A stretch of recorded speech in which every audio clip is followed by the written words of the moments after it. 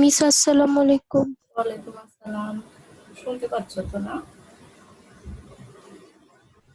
জি miss.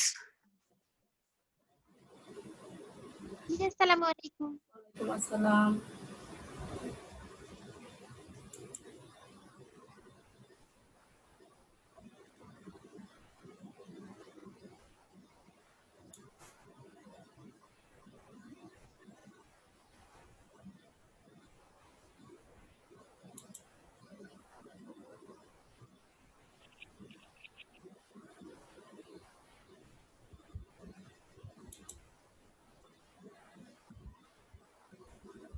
Ma'am আসসালামু আলাইকুম। ওয়ালাইকুম আসসালাম।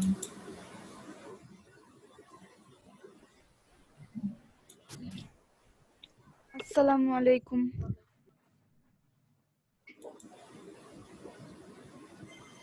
মিস আসসালামু আলাইকুম। মিস আসসালামু আলাইকুম।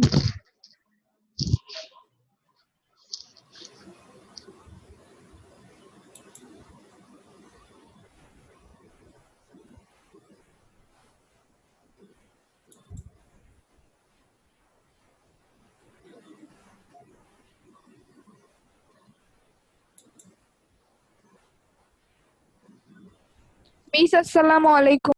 ওয়ালাইকুম আসসালাম। মিস আসসালামু আলাইকুম।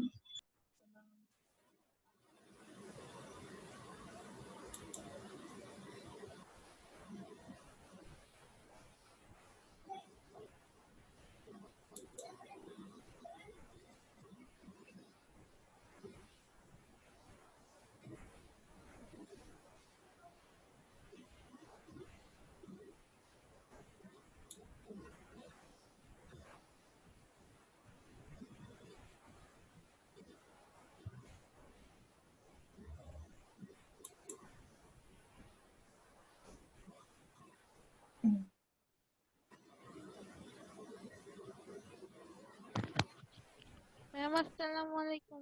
ওয়ালাইকুম আসসালাম। ম্যাডাম আসসালামু আলাইকুম। ওয়ালাইকুম আসসালাম। সবাই কেমন আছো?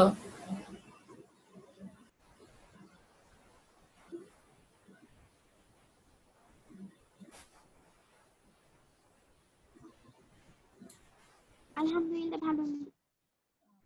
ধন্যবাদ।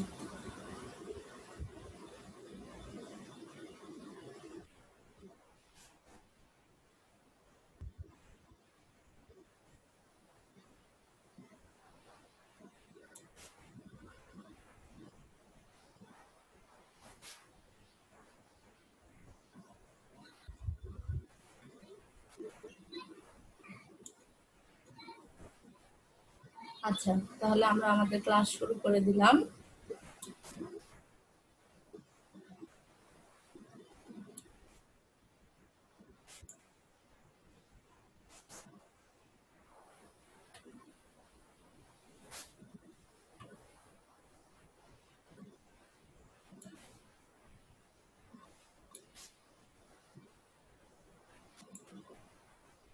আজকে আমরা পড়ব অষ্টম অধ্যায় অর্থাৎ রসায়ন ও শক্তি থেকে 2018 সালের যে কোশ্চেনটি ম্যাম আসসালামু আলাইকুম। ওয়ালাইকুম আসসালাম। বোর্ড পরীক্ষায় 2018 সালে যে প্রশ্নটি এসেছিল অষ্টম অধ্যায় থেকে, সেই প্রশ্নটি নিয়ে আজকে আমরা আলোচনা করব। দেখো, উদ্দীপক দেওয়া ছিল যে এরকম যে মিথেন অক্সিজেনের সাথে বিক্রিয়া করে কার্বন ডাই অক্সাইড গ্যাস তৈরি করে, সাথে পানি তৈরি করে। আমাকে শুনতে পাচ্ছ সবাই না? জি মিস। Okay, thank you. জি মিস। আচ্ছা, তাহলে দেখো, মিথেন আর অক্সিজেন বিক্রিয়া করে কার্বন ডাই অক্সাইড আর পানি তৈরি করব। এখানে এটাকে এ দিয়ে ডিনোট করা হয়েছে, যে এটার যৌগের নাম হচ্ছে এ, যেটা আমরা দেখতে পাচ্ছি যে কার্বন ডাই অক্সাইড। এবার এটার উদ্দীপকের সাপেক্ষে আমাদের যে প্রশ্নগুলোর উত্তর করতে হবে। দেখো, যে তড়িৎ বিশ্লেষ্য পরিবাহী কাকে বলে, উন্নত দেশে পেট্রোলের সাথে ইথানল মিশিয়ে ব্যবহার করা হয় কেন, আর বইয়ে রয়েছে যেটা একটি ম্যাথমেটিক্যাল প্রবলেম, যেটা আমাদের এটা সলভ করতে হবে। যদি carbon hydrogen oxygen oxygen carbon oxygen hydrogen oxygen বন্ধন শক্তি যথাক্রমে এত হয়, তাহলে উপরের বিক্রিয়া ডেল এইচ এর মান নির্ণয় করতে হবে, অর্থাৎ বিক্রিয়া যে তাপ উৎপন্ন হয় সেটা আমাদের বের করতে হবে। আর ভয়ে রয়েছে উদ্দীপকের যে এ মানে হচ্ছে কার্বন ডাই অক্সাইড, আমাদের জীবজগতের ভারসাম্য রক্ষায় খুব গুরুত্বপূর্ণ, কিন্তু এর অতিরিক্ত উৎপাদন পরিবেশের জন্য ক্ষতিকর, এটা বিশ্লেষণ করতে বলা হয়েছে। এই হলো আমাদের প্রশ্ন। তাহলে চলো আমরা এই প্রশ্নগুলোর উত্তর নিয়ে আলোচনা করি। প্রথম যে প্রশ্ন ছিল যে তড়িৎ বিশ্লেষ্য পরিবাহী কাকে বলে, এই সংজ্ঞাটি দেখে মনে হচ্ছে তোমরা হয়তো অনেকেই ভাবতে পারো যে 1 নম্বরের জন্য এত বড় সংজ্ঞা দিতে হবে, কিন্তু যেহেতু তড়িৎ বিশ্লেষ্য পরিবাহী সেহেতু সংজ্ঞাটা একটু বড়ই হবে। আর কেননা তড়িৎ বিশ্লেষণ হতে গেলে যে শর্তগুলো প্রয়োজন সেগুলো কিন্তু অবশ্যই এখানে দিতে হবে। তাহলে দেখো, যেসব পদার্থ কঠিন অবস্থায় বিদ্যুৎ পরিবহন করে না, দেখো ভালো করে খেয়াল করো যে বিদ্যুৎ পরিবহন করে না, কিন্তু গলিত বা দ্রবীভূত অবস্থায় বিদ্যুৎ পরিবহন করে এবং বিদ্যুৎ পরিবহনের সাথে সাথে ওই পদার্থের রাসায়নিক পরিবর্তন ঘটায়, তাদেরকে তড়িৎ বিশ্লেষ্য বা তড়িৎ বিশ্লেষ্য পরিবাহী বলে। শুধু তড়িৎ বিশ্লেষ্য বলতে পারি বা তড়িৎ বিশ্লেষ্য পরিবাহীও বলতে পারি। তাহলে শর্ত এখানে কি, যে বিদ্যুৎ পরিবহন করে না কোন অবস্থায়, কঠিন অবস্থায়, কিন্তু কখন বিদ্যুৎ পরিবহন করবে, যখন এটা গলিত বা দ্রবীভূত, অর্থাৎ এর সাথে যদি পানি মেশানো হয় তখন এটি বিদ্যুৎ পরিবহন করবে, এবং বিদ্যুৎ পরিবহনের সাথে সাথে ওই পদার্থের রাসায়নিক পরিবর্তন ঘটে। রাসায়নিক পরিবর্তন আমরা কাকে বলি, যে পরিবর্তনের ফলে এক বা একাধিক যৌগ বা মৌল সম্পূর্ণ ভিন্ন ধরনের আলাদা যৌগ বা মৌলে পরিণত হয়, সেটা হচ্ছে রাসায়নিক পরিবর্তন। তার মানে এক্ষেত্রেও কিন্তু মৌল বা যৌগ যেটা থাকবে সেটা পরিবর্তিত হয়ে অন্য মৌল বা যৌগে উৎপন্ন হবে। এটাই হচ্ছে এই রাসায়নিক তড়িৎ বিশ্লেষ্য পরিবাহী হওয়ার শর্ত।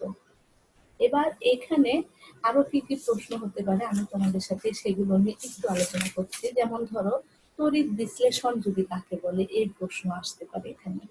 তাহলে আমরা কি লিখবো, তড়িৎ প্রবাহের মাধ্যমে কোনো পদার্থকে একাধিক পদার্থে বিশ্লেষিত করার বিষয়কে তড়িৎ বিশ্লেষণ বলে। ভালো করে খেয়াল করো যে তড়িৎ প্রবাহের মাধ্যমে কোনো পদার্থকে যদি আমরা একাধিক পদার্থে বিশ্লেষিত করতে পারি তাহলে ওই বিষয়টাকে বলবো তড়িৎ বিশ্লেষণ। আর এই তড়িৎ বিশ্লেষণ দেখানোর জন্য আমাদের একটি তড়িৎ বিশ্লেষক কোষের প্রয়োজন। এবার ওই কোষ থেকে আবার কি কি প্রশ্ন হতে পারে, দেখো, যে ধনাত্মক আধান কাকে বলে বা ক্যাটায়ন কি, অথবা ঋণাত্মক আধান বা অ্যানায়ন কি, এই প্রশ্নগুলো কিন্তু এখান থেকে হতে পারে। যেহেতু তোমরা আগামী বছর পরীক্ষা দিবে সেহেতু একটা প্রশ্ন এখানে শুধু তড়িৎ বিশ্লেষ্য পরিবাহী জানতে চাওয়া হয়েছে, এর সাথে রিলেটেড কি কি ধরনের প্রশ্ন হতে পারে সেগুলো নিয়ে আমরা মোটামুটি ভাবে আলোচনা করব, যেন একটা প্রশ্ন করলে সাথে সাথে অন্যান্য প্রশ্নগুলো সম্পর্কেও তোমাদের ধারণা হয়ে যায়। তাহলে দেখো, যে তড়িৎ বিশ্লেষণ কাকে বলে বললাম, এবার আমরা ক্যাটায়ন আর অ্যানায়ন সম্পর্কে জানবো। হয়তো তোমরা অনেকেই জানো, তারপরে আমি বলছি সবার উদ্দেশ্যে, যে আয়ন ধনাত্মক চার্জযুক্ত হয় এবং তড়িৎ বিশ্লেষণকালে ঋণাত্মক তড়িৎ দ্বার ক্যাথোডে আকৃষ্ট হয়। ভালো করে খেয়াল করো, যে আয়ন ধনাত্মক চার্জযুক্ত হয় এবং তড়িৎ বিশ্লেষণ কালে কাকে আকৃষ্ট করবে, ঋণাত্মক তড়িৎ দ্বার ক্যাথোডে আকৃষ্ট হবে, তাকে আমরা ক্যাটায়ন বলবো। যেমন ধরো অ্যামোনিয়াম আয়ন, হাইড্রোজেন আয়ন ইত্যাদি, এগুলো হচ্ছে ক্যাটায়ন। অন্যদিকে অ্যানায়ন আমরা কাকে বলবো, যে তড়িৎ বিশ্লেষ্য মূলক মানে ধাতব ঋণাত্মক চার্জযুক্ত হবে নিজে, কিন্তু আকৃষ্ট করবে কাকে, ধনাত্মক তড়িৎ দ্বার অ্যানোডে আকৃষ্ট হবে, তাকে আমরা অ্যানায়ন বলবো।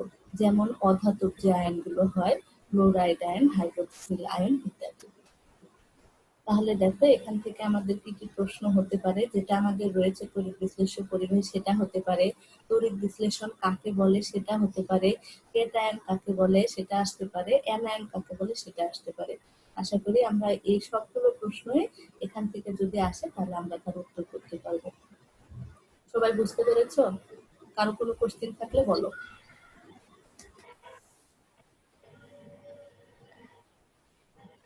তড়িৎ তড়িৎ বিশ্লেষণ পরিবাহী ক্যাটায়ন অ্যানায়ন তড়িৎ বিশ্লেষণ নিয়ে কারো কোনো প্রশ্ন থাকলে বলতে পারো, না হলে আমি পরের প্রশ্নে চলে যাব।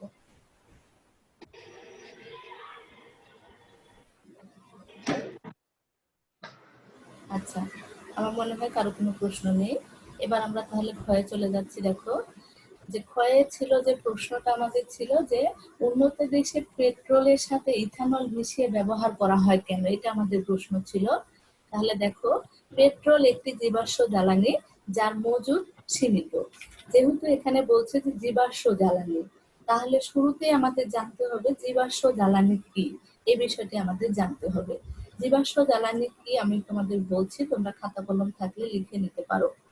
বায়ুর অনুপস্থিতিতে উদ্ভিদ ও প্রাণীদেহে প্রচন্ড চাপ ও তাপে হাজার হাজার বছর ধরে এক ধরনের জ্বালানিতে পরিণত হয়, একে জীবাশ্ম জ্বালানি বলে। আমি আবার বলছি, বায়ুর অনুপস্থিতিতে উদ্ভিদ এবং প্রাণীদেহে প্রচন্ড চাপ ও তাপে হাজার হাজার বছরে এক ধরনের জ্বালানিতে পরিণত হয়, একে জীবাশ্ম জ্বালানি বলে। আর এই জীবাশ্ম জ্বালানিতে পরিণত হতে প্রায় 650 বছর সময় লাগে। আর কোনগুলোকে আমরা জীবাশ্ম জ্বালানি বলবো? কয়লা, প্রাকৃতিক গ্যাস, খনিজ তেল ইত্যাদি, পেট্রোল ইত্যাদি হচ্ছে কিন্তু জীবাশ্ম জ্বালানি। তাহলে দেখো যে পেট্রোল যেহেতু একটি জীবাশ্ম জ্বালানি যার মজুদ সীমিত। আচ্ছা, কারো একজনের কাছ থেকে খুব আওয়াজ আসতেছে, সে মিউট করে রাখুন। অপরদিকে ইথানল একটি জৈব তরল জ্বালানি যার মজুদ বা স্টক সীমিত নয়, কারণ ইথানল আমরা নিজেরাই ল্যাবে তৈরি করে নিতে পারি। কিভাবে তৈরি করতে পারি? দেখো, চাল, গম, আলু, ভুট্টা থেকে গাজন প্রক্রিয়ায় ইহা প্রস্তুত করা যায়। যেহেতু ইথানল একটি অ্যালকোহল জাতীয় পদার্থ, তাই এটাকে কিন্তু আমরা এই পদার্থ থেকে, চাল, গম ইত্যাদি থেকে কিন্তু তৈরি করে নিতে পারি। তাই জীবাশ্ম জ্বালানির উপর চাপ কমানোর জন্য উন্নত দেশে পেট্রোলের সাথে ইথানল মিলিয়ে ব্যবহার করা হয়। এছাড়াও জ্বালানি হিসেবে ইথানল ব্যবহার করলে পরিবেশ দূষণ মুক্ত রাখা যায়। এই জন্যই কিন্তু আমরা পেট্রোলের সাথে, উন্নত দেশে পেট্রোলের সাথে ইথানল মিশিয়ে ব্যবহার করা হয়। এই প্রশ্নে কি কারো কোনো কিছু জানার আছে?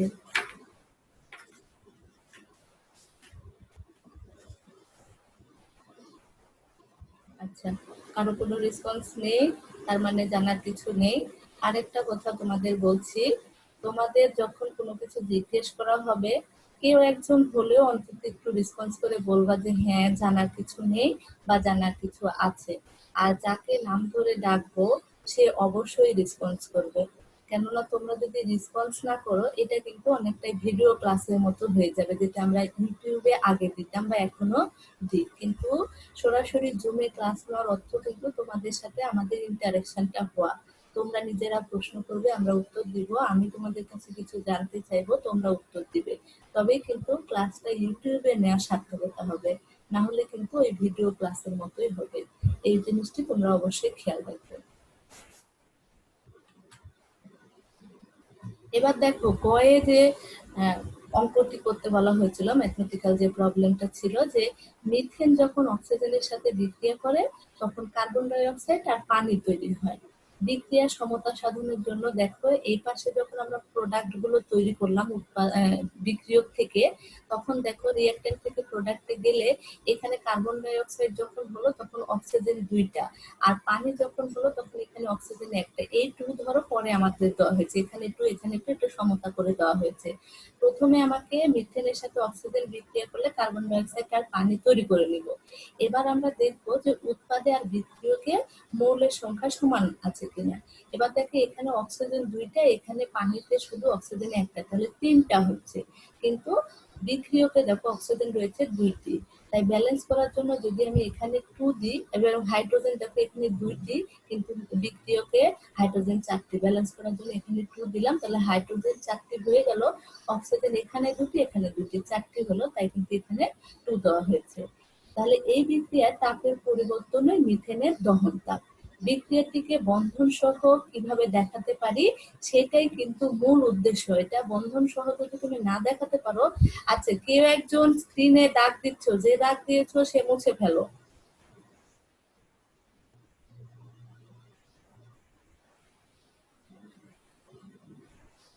যে দাগ দিয়েছো স্ক্রিনে সে মুছে ফেলো। স্ক্রিনে কোনো কিছু দাগাদাগি করবে না, এটা কিন্তু খুব খারাপ।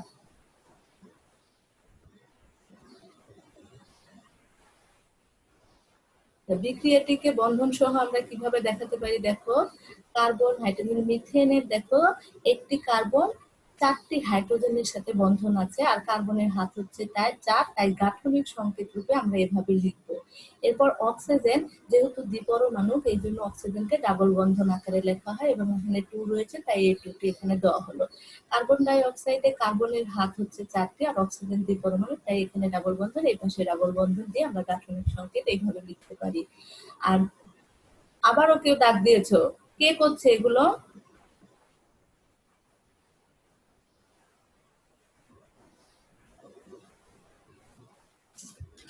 আচ্ছা, আমার ক্লাস ক্যাপ্টেন তাহেরা আছো? তাহেরা,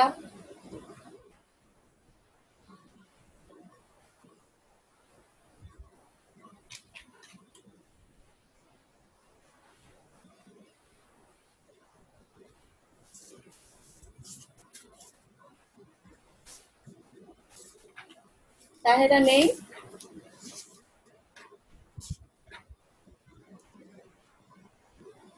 আচ্ছা, মৌ আছো? মৌ,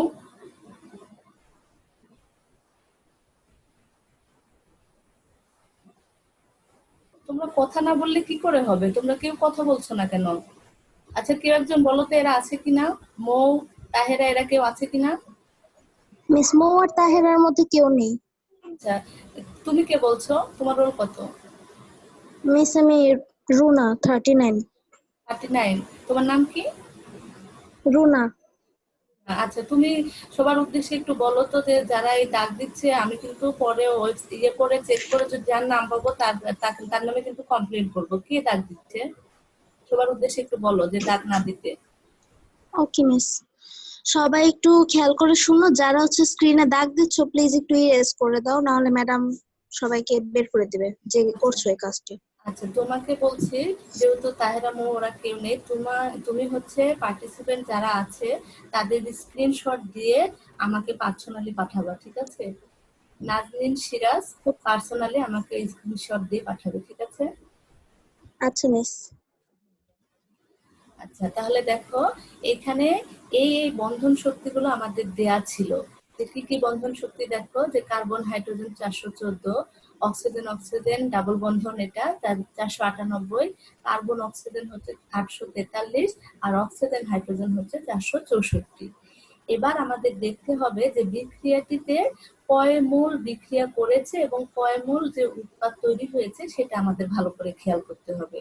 যেহেতু ডেলএইচ এর মান বের করতে বলা হয়েছে, সেহেতু আমাদের বন্ধন ভাঙ্গার মোট প্রয়োজনীয় শক্তি আগে বের করে নিতে হবে, এরপরে নতুন বন্ধন উৎপাদে যে নতুন বন্ধন হচ্ছে সেই নতুন বন্ধন দেখাতে হবে, তারপরে আমাদের সেখান থেকে ডেলএইচ এর মান বের করার জন্য দুইটা যদি আমরা বিয়োগ করে দিই তাহলে আমরা ডেলএইচ এর মান পেয়ে যাব।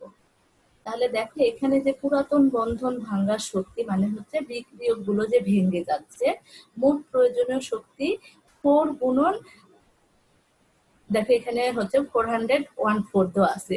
এবার এই যে এখানে 4টা গুণ হয়েছে, 4টা কেন গুণ হয়েছে? কারণ হচ্ছে এখানে দেখো carbon hydrogen carbon hydrogen carbon hydrogen carbon hydrogen 4টা কার্বন হাইড্রোজেন বন্ধন রয়েছে, এর জন্য এখানে 4 দিয়ে 414 কে গুণ করা হয়েছে।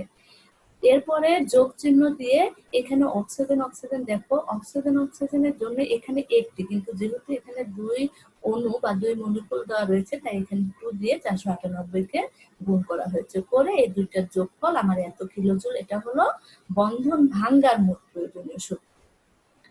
এবার আমরা দেখব বিক্রিয়াটিতে উৎপাদ যে তৈরি হলো সেখানে কি হয়েছে দেখো, 2 মোল কার্বন অক্সিজেন, কেননা হচ্ছে এখানে অক্সিজেন যেহেতু 2টা, তাহলে কার্বন অক্সিজেন ডাবল বন্ধন দিয়ে যখন আমরা গাঠনিক সংকেতে দেখাচ্ছি, দেখো এই পাশে কার্বন অক্সিজেন একটি, এই পাশে কার্বন অক্সিজেন একটি ডাবল বন্ধন রয়েছে, তাই জন্য বলা হচ্ছে যে 2 মোল কার্বন অক্সিজেন বন্ধন এবং 4 মোল, কেননা দেখো যখন আমরা এই 2টা নেই, এখানে এই টুটা নেই, তখন কিন্তু এদিকে একটা হাইড্রোজেন অক্সিজেন, এদিকে একটা হাইড্রোজেন অক্সিজেন, তাহলে দুইটা হলো। কিন্তু এখানে যেহেতু আরো টু গুণ অবস্থা রয়েছে, তাহলে কিন্তু আমাদের 4টি নতুন বন্ধন গঠিত হলো, অর্থাৎ নতুন বন্ধনের ক্ষেত্রে অক্সিজেন হাইড্রোজেন 4টি হলো।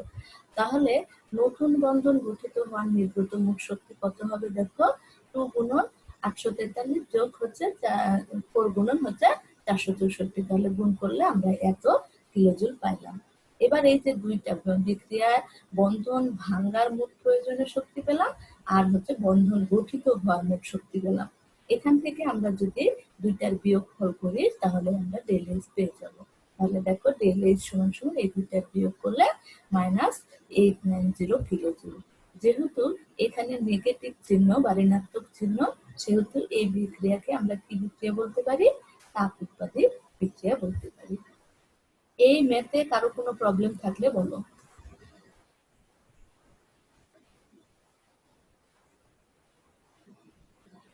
না মিস, প্রবলেম নেই। প্রবলেম নেই? আচ্ছা, প্রবলেম যদি না থেকে থাকে তাহলে ওকে।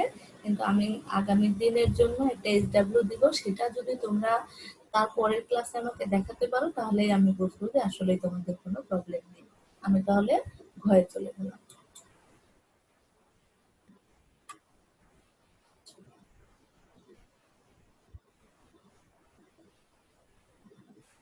ঘরে দেখো, আমাদের যে বিক্রিয়া ছিল, সেই বিক্রিয়া যে এ ছিল কার্বন ডাই অক্সাইড, সেটি কি করে? আমাদের উদ্দীপকে যে এ ছিল আমাদের জীব জগতের ভারসাম্য রক্ষায় খুবই গুরুত্বপূর্ণ ভূমিকা রাখে, কিন্তু এর অতিরিক্ত উৎপাদন পরিবেশের জন্য আবার ক্ষতিকর, সেই বিষয়টি বিশ্লেষণ করতে বলা হয়েছে। তাহলে প্রথমে আমি আগে বলবো যে উদ্দীপকে যে এ রয়েছে সেটি কি দেখলাম আমরা? Carbon die oxide. রাসায়নিক শক্তি ব্যবহার করার মূল নীতিটা আসলে কি, কেন আমরা রাসায়নিক শক্তিটা ব্যবহার করি, সেটা আগে বিশ্লেষণ করে তারপর আমরা মূল আলোচনায় চলে আসবো। জ্বালানিকে বায়ুর সাথে পুড়িয়ে অর্থাৎ জারণ বিক্রিয়া তাপ উৎপন্ন করা হয়। হাজার হাজার টন জ্বালানি পোড়ানোর ফলে উদ্ভূত সমতুল্য পরিমাণ কার্বন ডাই অক্সাইড গ্যাস এবং অন্যান্য গ্যাস সমূহ। তাহলে সেই গ্যাসগুলো কি কি হতে পারে? দেখো, কার্বন ডাই অক্সাইড হতে পারে, সালফার ডাই অক্সাইড হতে পারে, নাইট্রিক অক্সাইড হতে পারে। এগুলো কি হয়? ধোঁয়ার সাথে বের হওয়ায় অদহনে জ্বালানি বাতাসের সাথে মিশে যাচ্ছে, এগুলো কিন্তু দহন প্রক্রিয়া ব্যবহার হচ্ছে না, এগুলো অনবরত বাতাসের সাথে মিশে যাচ্ছে। এখানে একটি বিষয় উল্লেখ রাখতে হয় যে সালোক সংশ্লেষণ বিক্রিয়াতে কার্বন ডাই অক্সাইড গ্যাস ব্যবহৃত হয়, যেখানে প্রাণী জগতের শোষণের জন্য অত্যাবশ্যকীয় উপাদান অক্সিজেন তৈরি হয়। কিন্তু দুর্ভাগ্যজনকভাবে একদিকে যেমন উদ্ভিদকুলের নিধন করা হচ্ছে, অন্যদিকে অত্যাধুনিক জীবন ব্যবস্থার চাহিদা মেটানোর জন্য জ্বালানির ব্যবহারও কিন্তু বৃদ্ধি পাচ্ছে। এতে করে দিনে দিনে বায়ুমণ্ডলে কার্বন ডাই অক্সাইডের পরিমাণ অস্বাভাবিকভাবে বেড়ে যাচ্ছে। যদিও কার্বন ডাই অক্সাইড বায়ুর অন্য উপাদানের সাথে বিক্রিয়া করে না, তবে কার্বন ডাই অক্সাইড কি হচ্ছে? কার্বন ডাই অক্সাইড গ্যাসের তাপ ধারণ ক্ষমতা বেশি, অর্থাৎ কার্বন ডাই অক্সাইড তাপ শোষণ করে তাপ ধরে রাখতে পারছে, যার কারণে কিন্তু আমাদের পৃথিবীতে বর্তমানে কার্বন ডাই অক্সাইডের পরিমাণ এত বেশি বেড়ে গেছে, যার কারণে কিন্তু কি হচ্ছে? এক ধরনের সমস্যা হচ্ছে, যেটাকে আমরা বৈশ্বিক উষ্ণায়ন বা গ্লোবাল ওয়ার্মিং বলি। আর এই ফলে কি হচ্ছে? গ্রিন হাউস প্রভাব পড়ছে কিন্তু পৃথিবীতে, যার কারণে মেরু অঞ্চলের বরফ গলে যাচ্ছে এবং সাথে সাথে কি হচ্ছে? সমুদ্রতলের উচ্চতা বেড়ে যাচ্ছে, যাতে আমাদের কি হবে? নিম্নভূমিগুলো নিমজ্জিত হয়ে যাবে। এই হচ্ছে কিছু কারণ বিশ্লেষণ করলাম। এবার আমরা এটার মূল আলোচনায় ফিরে আসি। তাহলে দেখো, উদ্দীপকের উৎপাদ এ হলো carbon die oxide. Carbon die oxide আমাদের জীব জগতের ভারসাম্য রক্ষায় খুবই গুরুত্বপূর্ণ। উদ্ভিদ সালোক সংশ্লেষণ প্রক্রিয়ায় কার্বন ডাই অক্সাইড, পানি এবং সূর্যালোক ব্যবহার করে ক্লোরোফিলের সাহায্যে গ্লুকোজ তথা শর্করা উৎপাদন করে, যেটাই আমরা অনেক ছোট ক্লাস থেকেই পড়ে এসেছি যে সালোক সংশ্লেষণ প্রক্রিয়ায় উদ্ভিদ কি করে? কার্বন ডাই অক্সাইড এবং পানির সাহায্য নিয়ে সূর্যালোকের উপস্থিতিতে পাতায় যে ক্লোরোফিল রয়েছে সেখানে কি করে? তাদের নিজেদের জন্য গ্লুকোজ জাতীয় খাবার তৈরি করে, সাথে হচ্ছে অক্সিজেন তৈরি করে, যেটা আমরা গ্রহণ করি। উদ্ভিদ একই প্রক্রিয়ায় কি করে? আমরা যে কার্বন ডাই অক্সাইড ত্যাগ করি সেটি উদ্ভিদ গ্রহণ করে এবং উদ্ভিদ যে অক্সিজেন ত্যাগ করে সেটা আমরা গ্রহণ করি। আর সকল প্রাণীকুল সেই অক্সিজেন গ্রহণ করে শোষণ সম্পন্ন করে বায়ুমণ্ডলে কার্বন ডাই অক্সাইড ছেড়ে দেয়। এর ফলে জীবজগতের ভারসাম্য বজায় থাকে। তাহলে এই যে যে সালোক সংশ্লেষণ এবং শোষণ প্রক্রিয়া ঘটছে, এটা একটা আরেকটার সাথে রিলেটেড। একটি যদি বন্ধ হয়ে যায় আরেকটির কিন্তু ব্যাঘাত ঘটবে। এই জন্য দুটি প্রক্রিয়ায় যেন স্বাভাবিক থাকে সেই ব্যবস্থা কিন্তু আমাদেরই করতে হবে। প্রচুর পরিমাণে গাছ লাগাতে হবে যেন সেই গাছ থেকে অনবরত অক্সিজেন নির্গত হয়, যেটা আমরা গ্রহণ করতে পারি। আর আমরা কার্বন ডাই অক্সাইড যে ত্যাগ করি, সেই কার্বন ডাই অক্সাইড যেন পৃথিবীর বৈশ্বিক উষ্ণায়নের তাপমাত্রা যেন না বাড়াতে পারে, গাছ যেন সেটা অ্যাবজর্ব করে নিতে পারে, যাতে আমাদের প্রকৃতির তাপমাত্রাটা ঠিক থাকবে। Carbon die oxide গ্যাসকে green house gas বলা হয়। তাহলে যেগুলো পৃথিবীর তাপমাত্রা বৃদ্ধিতে সাহায্য করে সেগুলোকে আমরা গ্রিন হাউস গ্যাস বলি। এর মধ্যে হচ্ছে কার্বন ডাই অক্সাইড গ্যাস একটি অন্যতম গ্রিন হাউস গ্যাস। এছাড়াও আমাদের সিএফসি যেটা রয়েছে সেটা আছে green house gas, nitrogen die oxide, carbon monoxide ইত্যাদিও কিন্তু গ্রিন হাউস গ্যাস। এর অতিরিক্ত বৃদ্ধিতে অ্যাসিড বৃষ্টির মতো ক্ষতিকর প্রভাবগুলো পরিলক্ষিত হয়। এই যে কার্বন ডাই অক্সাইড গ্যাস বা অন্যান্য যে গ্যাসগুলো রয়েছে সেগুলো কিভাবে গ্রিন হাউস গ্যাসে পরিণত হয় সেটা দেখো বিক্রিয়াতে দেখাচ্ছে যে কার্বন ডাই অক্সাইড পানির সাথে বিক্রিয়া করে কার্বনিক অ্যাসিড হচ্ছে।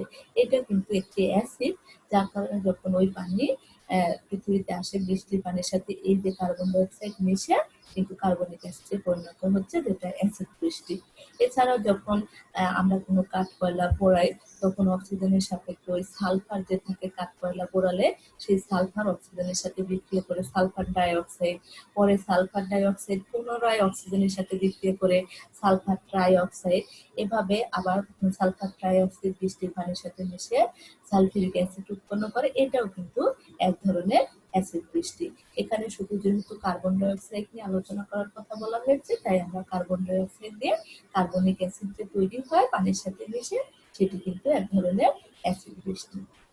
অ্যাসিড বৃষ্টি পরিবেশের গাছপালা ও জীবজন্তু টিকে থাকার জন্য অন্তরায়, অন্তরায় মানে হচ্ছে বাধা প্রদান করে, যেটি আমাদের টিকে থাকতে স্বাভাবিক জীবনকে ব্যাহত করে। আবার green house gas carbon die অক্সাইডের অতিরিক্ত বৃদ্ধিতে বৈশ্বিক উষ্ণায়নের ফলে মেরু অঞ্চলের বরফ গলে পানিতে পরিণত হয়ে অনাকাঙ্ক্ষিত বন্যার সৃষ্টি করে। যেটা বললাম যে মেরু অঞ্চলের বরফ গলে যে সমুদ্র উচ্চতা, পানির উচ্চতা বাড়িয়ে দিবে, যার কারণে আমাদের যে নিম্নাঞ্চল গুলো রয়েছে বিশেষ করে সামুদ্রিক অঞ্চলে যেগুলো নিম্নভূমি সেইগুলো কিন্তু ডুবে যাবে। সুতরাং আমরা কি বলতে পারি যে এ তথা কার্বন ডাই অক্সাইড যে হলো এর অতিরিক্ত উৎপাদন পরিবেশের জন্য শুধু ক্ষতিকর নয়, বেশ ক্ষতিকর। কেননা এই কার্বন ডাই অক্সাইডের কারণে কিন্তু বৈশ্বিক উষ্ণায়ন দিন দিন বৃদ্ধি পাচ্ছে। এই প্রশ্নে কারো কোনো জানার আছে?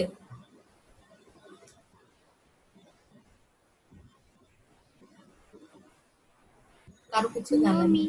আচ্ছা, এবার আমি গত ক্লাসে যে তোমাদের এইচডব্লিউ দিয়েছিলাম সেই এইচডব্লিউ গুলো আমি জানতে চাই। আমি যাকে প্রশ্ন করব সে উত্তর দিবে।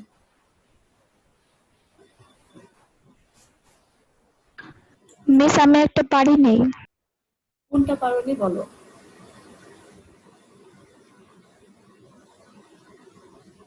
বলো কোনটা পারোনি?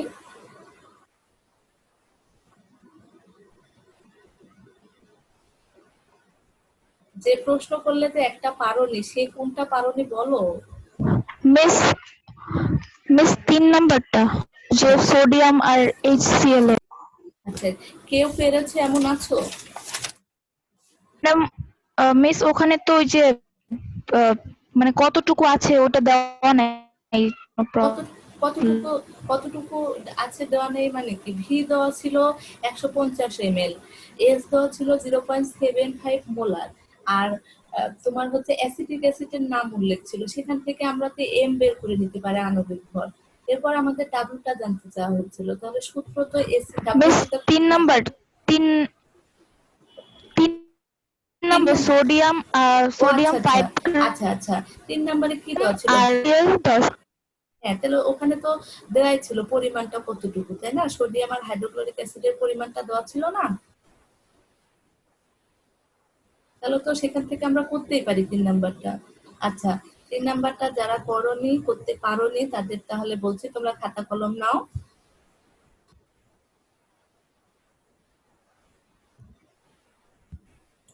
লিখো যে সোডিয়াম আর হাইড্রোক্লোরিক অ্যাসিডের আগে বিক্রিয়াটা লিখো। হ্যাঁ, সোডিয়াম প্লাস হাইড্রোক্লোরিক অ্যাসিড বিক্রিয়া করে তৈরি হবে হচ্ছে সোডিয়াম ক্লোরাইড প্লাস হচ্ছে হাইড্রোজেন।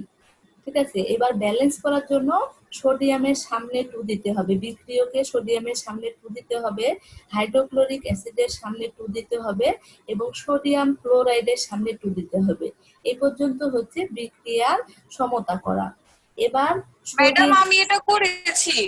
করেছো? তাহলে তুমি ভিডিও অন মিস। করে আমাকে একটু দেখাতে পারবে? আচ্ছা ম্যাডাম, দেখাচ্ছি।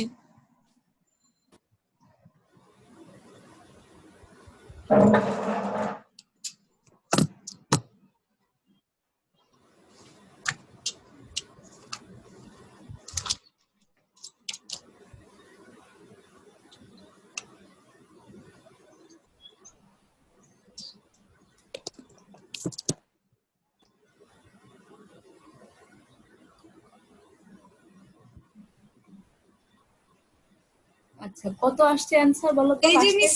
হ্যাঁ, আমি দেখতে পাচ্ছি, কিন্তু অ্যানসারটা স্পষ্ট বোঝা যাচ্ছে না। অ্যানসারটা তুমি মুখে বলো আমাকে যে কত আসছে।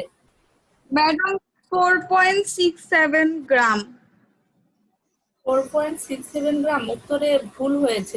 দেখো উত্তর না, আমি 76, সরি, 4.76। না, 4 পয়েন্ট তো হবে না। দেখো আমি বলি তোমারটা মিলেছে কিনা একটু মিলিয়ে নাও। দেখো আমাদের হচ্ছে সোডিয়ামের প্রথমে আণবিক ভর বের করলে সোডিয়াম তো 23, তার সামনে 2 ছিল ব্যালেন্স করার জন্য, এই জন্য 2 গুণন 23, তার মানে হচ্ছে 46 হবে ওখানে। আর হাইড্রোক্লোরিক অ্যাসিড হবে হচ্ছে 73। হ্যাঁ, ভালো করে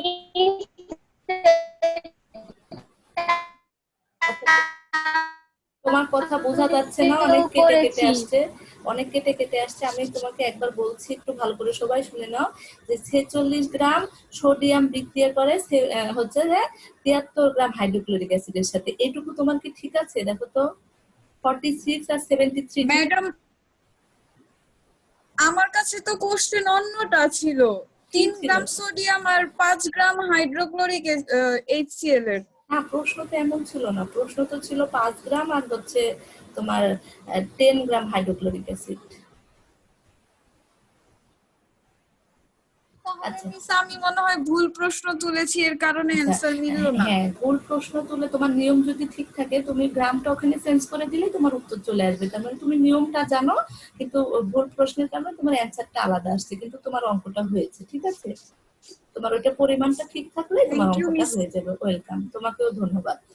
আচ্ছা, তাহলে কি হবে যে 46 গ্রাম সোডিয়াম বিক্রিয়া করে 73 গ্রাম হাইড্রোক্লোরিক অ্যাসিডের সাথে। সুতরাং 1 গ্রামে কত হবে? 73/46। সুতরাং 5 গ্রামে হবে 7.93 গ্রাম হাইড্রোক্লোরিক অ্যাসিড। এবার আমাদের আমার এটা আসছে অ্যান্সার কত আসছে? 7.93 গ্রাম। হ্যাঁ হ্যাঁ, কে বলছো? ফাহিম আলম? আমি মিস প্রেমা।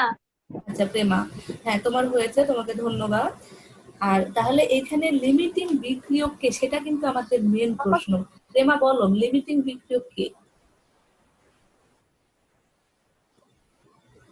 প্রেমা, তুমি মিউট অন করে বলো আমাকে যে কে হচ্ছে লিমিটিং বিক্রিয়ক।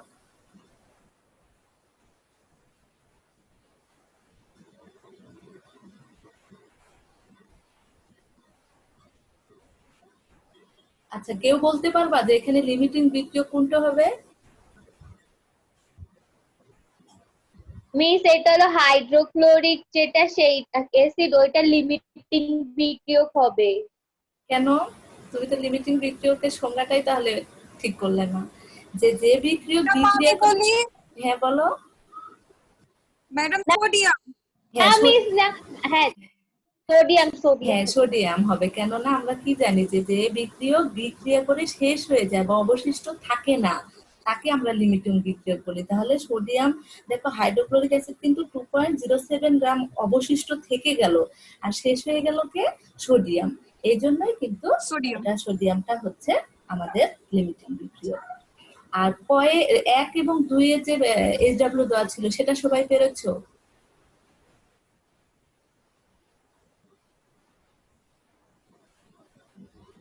আচ্ছা, আনিকা আছো? আনিকা, তোমাকে আমি দেখতে পাচ্ছি, তুমি মিউট অন করো, করে আমি যেটা বলি উত্তর দাও। জি মিস বলেন। হ্যাঁ আনিকা, তুমি আমাকে বলো যে ফসফরাসের যোজনী কত কত পেয়েছিলাম আমরা, বের করতে পেরেছো? না ম্যাম। আচ্ছা, আমরা কিন্তু সালফারেরটা করে দিয়েছিলাম যে সালফারের হচ্ছে 2 4 6। হ্যাঁ, যে নিয়মে করেছিলাম সেই নিয়মেই কিন্তু আমাদেরকে এই ফসফরাসেরও করতে হবে। সেক্ষেত্রে আমরা কি করব, তখন আমরা কত কত যোজনী পাবো, কে বলতে পারবে কে করেছো? ম্যাডাম আমি হ্যাঁ মিস হ্যাঁ, আমি করেছি। মিস আচ্ছা আমি করেছি। আচ্ছা, সালমা আক্তার করেছে, আরেকটা কে বললে? ফাহিম আলম, প্রেমা। মিস আচ্ছা আচ্ছা, আমার আমার ক্লাসে কি আচ্ছা, হ্যাঁ হ্যাঁ প্রেমা, তোমার কথা আমি শুনতে পেয়েছি, কিন্তু খুব কাটা কাটা আসছে, নেটওয়ার্ক হয়তো স্লো। কিন্তু তোমরা দুজনই কি আমার স্টুডেন্ট শুধু? আর এখানে এতগুলো যে স্টুডেন্ট দেখতে পাচ্ছি, তারা কি এইচডব্লিউ গুলো করার চেষ্টা করবে না? সবাইকে তো চেষ্টা করতে হবে। আচ্ছা প্রেমা, তুমি বলো তো যে কত কত আসছে দুজনই?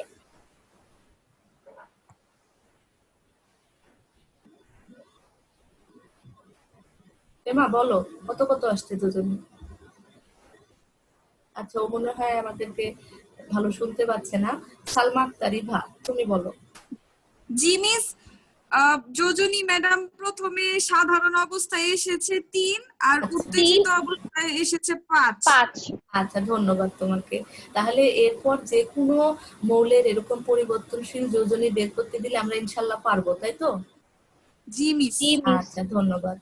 এবার গয়ে যে প্রশ্ন, মানে 2 নম্বরে যেটা ছিল, এটার অ্যান্সার বলবে সালমা আক্তার এবং প্রেমা বাদে।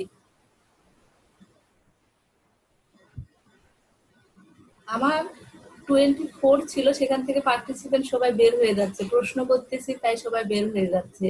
এটা কিন্তু তোমাদের একদম অনুচিত হচ্ছে, কারণ ক্লাস শেষ পর্যন্ত সবাই থাকবে, যাকে প্রশ্ন করা হবে সে উত্তর দিবে। তোমরা এইভাবে বের হয়ে যাবে না ক্লাস শেষ না হওয়ার আগে।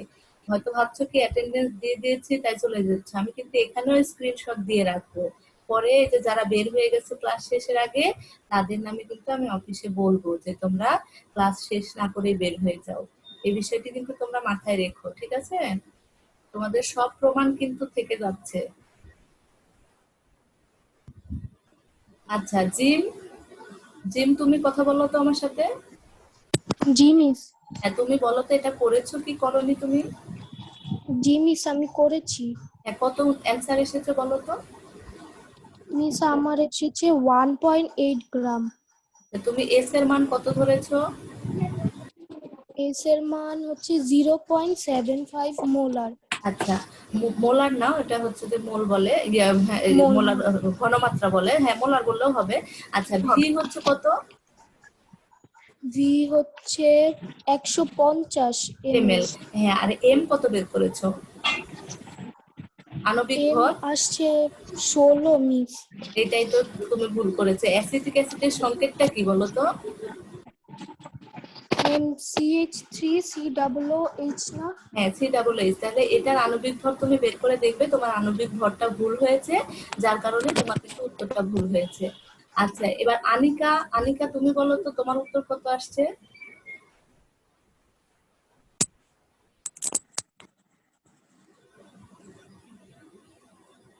আনিকা? আচ্ছা, আমাদের সময় শেষ হয়ে যাচ্ছে, তাহলে আমি এটার উত্তরটা বলছি। এটার উত্তর হবে 6.75 গ্রাম। কেননা মোলারিটি কত বের হয়েছে? সালমা আক্তার, ইভা বলো তো মোলারিটি কত বের করছো? ম্যাডাম আমি এটা হোমওয়ার্ক করিনি। আচ্ছা, হোমওয়ার্ক করোনি। প্রেমা করেছো? জি মিস আমার মোলারিটি 60 বের হয়েছে। হ্যাঁ, 60 বের হয়েছে। অ্যান্সার কত আসছে? 6.75 গ্রাম এসেছে। না মিস আমার তো 4.725 গ্রাম আসছে। কেন, কিভাবে? উপরে কত কত? উপরে 0.75 ইন্টু 60 ইন্টু 105 ডিভাইডেড বাই 1000। হ্যাঁ, কত আসে?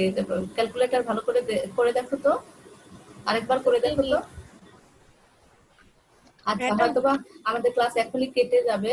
তোমাদেরকে ধন্যবাদ জানিয়ে রাখছি যতক্ষণ না শেষ হয়। কে প্রশ্ন করছিলে ম্যাডাম বলছিল বলো? ম্যাডাম আমি করেছি কিন্তু এতক্ষণ আমার আওয়াজ আর কি আপনার কাছে